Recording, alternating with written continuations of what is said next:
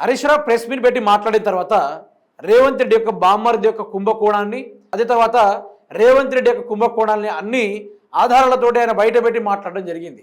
నేను అట్లా మొన్న సాయంత్రం రేవంత్ రెడ్డి బామ్మర్ది యొక్క భాగవతాన్ని బయట పెట్టానో లేదో వెంటనే రేవంత్ రెడ్డి మరుసటి రోజే నాకు సీట్ కమిషన్ వేయడం జరిగింది.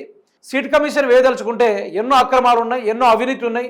ఈరోజు అన్ని ఎవిడెన్స్ ఉన్నా కూడా హోంశాఖ ఎందుకని రేవంత్ రెడ్డి పైన యాక్షన్ తీసుకోవడం లేదు, వాళ్ళ బామర్దుల పైన ఎందుకు యాక్షన్ తీసుకోవడం లేదు, క్రిమినల్స్ మీద ఎందుకు యాక్షన్ తీసుకోవట్లేదని మాట్లాడితే ఇక మన సిపి సజ్జనార్ గారు, ఆయన మీద నాకు మంచి గౌరవం ఉండే, ఆ గౌరవం కాస్త మొన్న హరీష్ రావు గారు చెప్పిండు కదా, నువ్వు సపోర్ట్లేక కాంగ్రెస్ కండువా కప్పుకో అన్నట్టుగా యాజ్ ఇట్ ఈస్గా అట్నే ఒప్పడుతున్నారు. ఆయన యొక్క పవర్ని ఈరోజు చూపెడతా ఉన్నాడు. ఎవరి మీద చూపెట్టాలి? క్రిమినల్స్ మీద, దొంగల మీద, లంగల మీద, ఈరోజు రాష్ట్రాన్ని దోచుకుంటున్న రేవంత్ రెడ్డి బామర్ది లాంటి వాళ్ళ మీద, రేవంత్ రెడ్డి అన్నదమ్ముల మీద అన్ని ఎవిడెన్స్ ఉన్నా కూడా వాళ్ళని దోచుకోవాల్సింది పోయి ఈరోజు సిపి సజ్జనార్ గారు ఏం చేస్తున్నారో ఒక్కసారికి ఈ మాట వినండి. భలే అన్నాడు, హరీష్ రావును మళ్ళీ విచారిస్తాం. Hyderabad CP Sajjanar phone tapping కేసులో బీఆర్ఎస్ నేత హరీష్ రావును విచారించినట్లు హైదరాబాద్ పోలీస్ కమిషనర్ సజ్జనార్ వెల్లడించారు. మంగళవారం రాత్రి ఆయన మీడియాతో మాట్లాడారు. హరీష్ రావు కుమారుడు అమెరికా వెళ్తున్న కారణంగా ముందుగా వెళ్లేందుకు అనుమతి ఇచ్చాం, ఈ కేసులో ఎవరిని విడిచిపెట్టేది లేదనుకుంటూ ఇక సిపి సజ్జనార్ గారు మాట్లాడుతూ ఉన్నారు. నిజంగా సిపి సజ్జనార్ గారు మీకు నిజంగానే దమ్ముంటే, మీరు నిజంగానే సిపి ఉంటే నేను అడుగుతా ఉన్నా, నీకు నిజంగా దమ్ముంటే ఆ సృజన్ రెడ్డిని, ఆధారాలు ఉన్నాయి కదా, సృజన్ రెడ్డిని పట్టుకొని ఆ యొక్క అవినీతిని బయటపెట్టి అతని బొక్కలో వేయండి. రేవంత్ రెడ్డి గారు, గౌరవనీయ ముఖ్యమంత్రి రేవంత్ రెడ్డి గారు, ఆయన ఎన్నో భూములకు స్కాములకు పాల్పడ్డాడు, ఎన్నో స్కాములకు పాల్పడ్డాడు, ఎన్నో టెండర్ల స్కాములకు పాల్పడ్డాడు. మరి అతన్ని తీసుకెళ్ళి జైల్లో పెడతారా లేకుంటే విచారణ చేస్తారా? ఆ దమ్ముందా? ఆ దమ్ముందని అడుగుతున్నా. రేవంత్ రెడ్డి గారు హెచ్సి ల్యాండ్ని తాకట్టు పెట్టి 10,000 కోట్ల రూపాయలు ఏం చేశాడు? నీకు దమ్ముంటేది బయటపెట్టు, దమ్ముంటేది బయటపెట్టు. అదే రేవంత్ రెడ్డి గారు లగచర్ల 3,000 ఎకరాల భూముల్ని కబ్జాకు పాల్పడితే ఆ మహిళల్ని ఇష్టానుసారంగా రాత్రి అసలు చెప్పని విధంగా రేవంత్ రెడ్డి అక్కడ లేనిపోని కార్యక్రమాలు సృష్టించాడు. దమ్ముంటే ఆ గాడుగు కొడుకులను పట్టుకొచ్చి ఈరోజు జైల్లో వేయి. తిరుపతి రెడ్డి ఎన్నో స్కాములు చేశాడు, అతను తీసుకొచ్చి జైల్లో వేయి. ఈరోజు తిరుపతి రెడ్డి, కొండరెడ్డి కూడా ఎన్నో స్కాములు, ఎన్నో రకాల వస్తువులు, దందాలు అవన్నీ పట్టుకొని అతను జైల్లో వేయడం నీకు నిజంగానే దమ్ముంటే. అదే రేవంత్ రెడ్డి గారు నాణ్యమైన రోడ్లు వేయకుండా ఉత్తి రోడ్లు తన నియోజకవర్గంలో వేయించాడు. దమ్ముంటే వాటి మీద విచారణ జరిపించి ఆయన జైలులో పెట్టు. ఆయన తెలంగాణ రాష్ట్రం ఏర్పడనీయకుండా 50 లక్షలతో అడ్డంగా దొరికినప్పుడు ఆ స్కాముల పరంగా విచారణ జరిపించి ఆయన జైలు పంపిస్తా, లేకుండా నీ ఇంట్లో పెట్టుకుంటా, ఏదో ఒకటి చేయి. అది కదా చేయాల్సింది, అది కదా. ఈరోజు గ్యారెంటీలు గాలికి వదిలేసిండు. ఈరోజు ఎవరు మాట్లాడితే విద్యార్థులు కొట్టిస్తా ఉన్నాడు. మరి మీ పోలీస్ రైట్స్లో ఇదే ఉందా? సీఎం ఏది చెప్తే అదే చేయాలని ఉందా? వాళ్ళ కాళ్ళ దగ్గర మోకరిల్లని ఏమైనా ఉందా? లేదు కదా. మీకంటూ రైట్స్ ఉన్నాయి కదా, మరి దాని తగ్గట్టుగానే మీ పోలీస్ శాఖ కొన్ని రైట్స్ ఉన్నట్టుగానే దాని తీరుగా నడువు. నీకు అంత దమ్ము ధైర్యం ఉంటే హరీష్ రావుని కాదు విచారణ చేయాల్సింది. ఈరోజు ముఖ్యమంత్రి రేవంత్ రెడ్డి చుట్టూ ఎందరో మంది క్రిమినల్స్ ఉన్నారు, మోస్ట్ వాంటెడ్ క్రిమినల్స్ ఉన్నారు, 420 క్రిమినల్స్ ఉన్నారు, ఎన్నో అవినీతి అక్రమాలు చేసి ఉన్నారు. ఒక్కొక్కరి చరిత్ర విప్పితే రికార్డుల మీద వాళ్ళ పేర్లు ఉంటాయి. మరి అలాంటి వాళ్ళు తీసుకెళ్ళి జైళ్ళల్లో వేసి వాళ్ళని విచారణ జరిపిస్తావా, లేకుంటే నీ ఇంట్లో పెట్టుకొని మేపుతావా? ఏదో ఒకటి చేయొచ్చు కదా. గౌరవనీయులు సిపి సజ్జనార్ గారు, మరి ఆ విషయాలలో మీ దమ్మెక్కడ పోయింది? మీరు కూడా రేవంత్ రెడ్డి పాట పాడుతున్నారు కదా, సేమ్ యాస్టీస్గానే హరీష్ రావు గారు చెప్పినారు. కానీ మీరు కూడా కాంగ్రెస్ కండువా కప్పుకునేటట్టే ఉన్నారు. ఇక్కడ ఈ వ్యవహారాలను లెక్క చూసుకుంటా ఉంటే రాష్ట్రంలో ల్యాండ్ ఆర్డర్ ఉందా? ల్యాండ్ ఆర్డర్ గాడి తప్పిపోయింది. ఎవరికి ఇష్టం వచ్చినట్టు వాడు పొడిచి తప్పుకుంటాడు. ఎక్కడ పడితే అక్కడ మహిళలను చంపుతున్నారు, వ్యక్తులను చంపుతున్నారు, మాట వినకుండే చంపుతున్నారు, మాట ముందు మాట వెనుక చంపుతున్నారు. మరి ఇదేమైనా మీకు కళ్ళకు అవపడతా ఉందా? గంజాయి బీభత్సంగా సప్లై అవుతా ఉంది. మరి మీకు ఇంత ఫైర్ ఉన్నా మీరు సిపి గారు అయితే మరి అప్పటికప్పుడు ఆ మొయినాబాద్లో 12 క్వింటాల గంజాయి దొరికింది.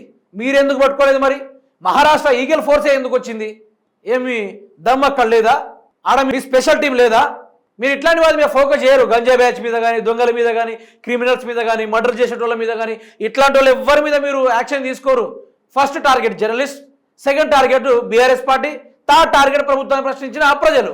మీరు పోలీసు ఎట్లయితే మరి నాకు అర్థం కాదు. మీరు కాంగ్రెస్ కార్యకర్తలు అవుతారు, మీరు కాంగ్రెస్ కార్యకర్తలు అవుతారు. అందుకనే హరీష్ రావు చెప్పగానే చెప్పిండు, సప్పుడులే కాంగ్రెస్ కండువా కప్పుకో, నీకు ఆ సిపి పదవి సెట్ కాదని. సిపి సజ్జనార్ గారికి నేను చెప్తున్నా, నీకేం స్కాముల గురించి ఎవిడెన్స్ కావాలన్నా నేనే ఇస్తా. మీకు నువ్వు మనసు నొప్పి అనిపిస్తే, రేవంత్ రెడ్డి గారిని ముట్టుకుని మీకు బాధ అనిపిస్తే అన్ని ఎవిడెన్స్ నా దగ్గర ఉన్నాయి, మీకు ఇస్తాను నేను. మీకు దమ్ముందా? మీకు వాళ్ళని విచారించే దమ్ముందా? సిట్ కమిషన్ పేరుతో వాళ్ళని ఆ సిట్ కమిషన్ దాకా తీసుకొచ్చే ఆ దమ్మైనా ఉందా సిపి సజ్జనార్ గారు? నేను అడుగుతున్నా. మీరు ఒక పోలీస్గా, మీరు ఒక సిపిగా, రాష్ట్రాన్ని ఉద్ధరించే వాళ్ళుగా ఈరోజు ప్రజల కన్నంతా మీ మీదే ఉంది. 4.5 కోట్ల ప్రజలు ఈరోజు మొత్తం 9 కోట్ల కన్నులు మీ మీదనే ఉంది. జరా అలా పట్టుకొచ్చి లోపలే హరీష్ రావుని ఏమడుగుతావు? హరీష్ రావు ఇచ్చే క్వశ్చన్లకు మీకే దిమ్మలు దిగినట్టు నిన్న దమ్ముంటే ఆ వీడియోలు బయట పెట్టరు. మీరు ఆయన అసెంబ్లీలోనే ఆగాడు, మీ సిట్ కమిషన్ దగ్గర అడుగుతాడా? మీరు ఇచ్చే క్వశ్చన్లకు ఒక ప్రూఫ్ అయినా ఉందా? మీరు అడిగే ఒక క్వశ్చన్లకు ప్రూఫ్ ప్రూఫ్ ఉండదు, ఏముండదు. అందుకనే హరీష్ రావు వచ్చి రాగానే చెప్పిండు సిట్టు లట్టు నా పొట్టు అనుకుంటూ మాట్లాడిండు. అందుకని వీళ్ళకి ఆండో కాలింది. మళ్ళీ ఇంకోసారి ఆయన ఒక్కసారి కాదు 100 సార్లు అయినా వచ్చి మాట్లాడడానికైనా అవకాశం ఉంటుంది. అదే కేటీఆర్ గారి ఒక మాటల పరంగా చూసుకుంటే సింగరేణి టెండర్లో రేవంత్ బామర్దే కింగ్ పిన్ సైట్ విజిట్ నిబంధన పెట్టింది సృజన్ రెడ్డి కోసమే, వేరే వాళ్ళు రాకుండా ఆయనే అడ్డుకుంటున్నాడు. 10 ఏళ్లలో ఎన్నడూ సింగరేణిలో రాజకీయ జోక్యం లేదు. కాంట్రాక్టర్ల పోటీ ఎక్కువగా ఉండి మైనస్లో బిడ్డింగ్. కాంగ్రెస్ సర్కారు వచ్చాకే ఎస్టిమేషన్ను మించి టెండర్లు +10.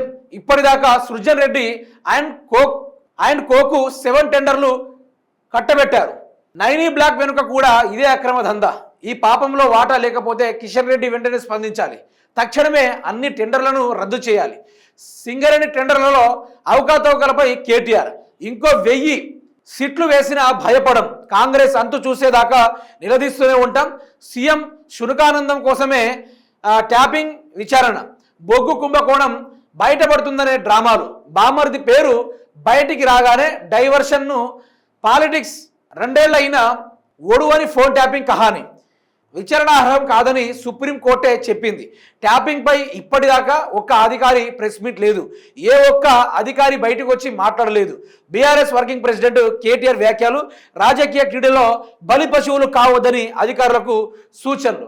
అంతేనే కదా, ఇప్పుడు 2 ఏళ్లుగా వీరు ఫోన్ ట్యాపింగ్ వ్యవహారం చేస్తూ ఉన్నారు. అసలు ఫోన్ ట్యాపింగ్ వ్యవహారంలో అసలు దొంగ రేవంత్ రెడ్డి కదా. నేను చెప్పే ముచ్చట కాదు ఇది. మీరు వెనక ముందు మొత్తం ఎత్తుక్కున్నా కూడా ఫోన్ ట్యాపింగ్ విషయంలో మోస్ట్ వాంటెడ్ దొంగ ఎవరన్నా ఉన్నారంటే అది గతంలో, ఇప్పుడు కాదు, ఓటుకు నోటు కేసులు దొరికిన ఓ దొంగ ఉండే. ఇప్పుడు మా రాష్ట్రానికి గౌరవంగా ముఖ్యమంత్రిగా ఏర్పడింది తప్ప ఒకనాడైతే ఓటుకు నోటు దొంగ ఉండే. ఆ దొంగ గురించి సిపి సజ్జనార్ కూడా బయట పెట్టాల్సింది పోయి ఈరోజు మేము కోర్టే చెప్పింది కదా ఫోన్ ట్యాపింగ్ వ్యవహారం అది అనవసరమని. కోర్టే చెప్పినప్పటికీ మీ స్టంట్ ఏంది అర్థం కావట్లేదు. మరి మీరు అన్నిసార్లు మాట్లాడితే ఏం చేసిర్రు? మీరు మాట్లాడితే కమిషన్లు సిట్ కమిషన్లు. ఒక్క ప్రూఫ్ అని ఒక ఎవిడెన్స్ ఏమైనా సంపాదించారా? మీ యొక్క పచ్చబే సోషల్ మీడియాను పెట్టుకొని హరీష్ రావు తడబడ్డాడు, హరీష్ రావు భయపడ్డాడు, ఈ రావు దొరికిండు, ఆ రావు దొరికిండు, ఇదేనా? మరి రేవంత్ రెడ్డి దొరకలేదా? మరి చంద్రబాబు నాయుడు దొరకలేదా? మరి వీళ్ళు దొరికిన వాళ్ళే కదా. వీళ్ళ గురించి మాట్లాడరు భయ మొదలు. ఎట్లా ఉందంటే దొంగలు ఊరు పంచుకున్నట్టుగా ఆ పంచుకున్న దాన్ని బయట పెడితే పోలీసులు దిగొచ్చి మీరు ఇట్లా చేస్తారా గట్లా చేస్తారట. విచిత్రం. ఎంత దరిద్రం అంటే నేను ముందే చెప్పిన, తెలంగాణకి శని దాపరిచ్చింది. శని ఆ శని వల్లే ఈ ఘోరము. ఇప్పటిదాకా గ్యారెంటీ లేదు, ఏది లేదు. అసలు ఘోరమైంది పరిస్థితి. ఎవడైనా నోరెత్తి మాట్లాడాలన్నా కూడా అడగలేని పరిస్థితి.